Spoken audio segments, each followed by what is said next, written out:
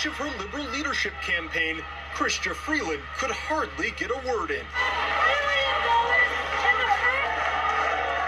Look, we are not going to let anyone disrupt our democracy.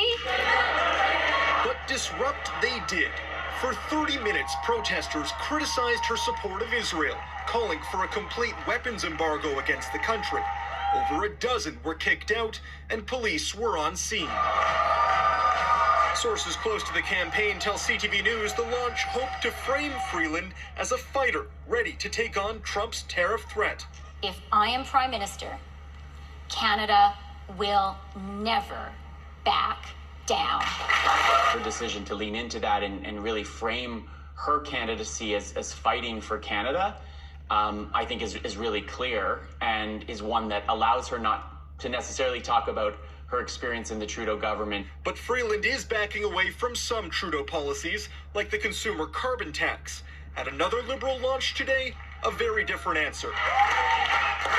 Karina Gould says she'll scrap the April 1st increase if she becomes Liberal leader, but the carbon tax isn't going anywhere. I'm a mother who goes grocery shopping. I'm a mother who has to live in this economy. I'm a person who understands what Canadians are going through. Meanwhile, Mark Carney is picking up more support from Cabinet.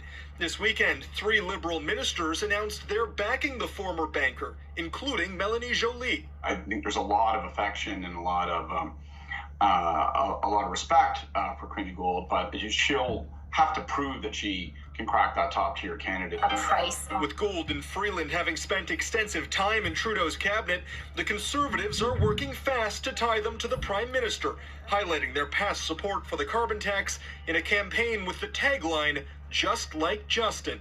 Now focus shifts to Washington and Donald Trump's inauguration tomorrow, where whether he acts on his tariff threat will be a main focus of the Liberal leadership race. Colton Prale, CTV News, Ottawa.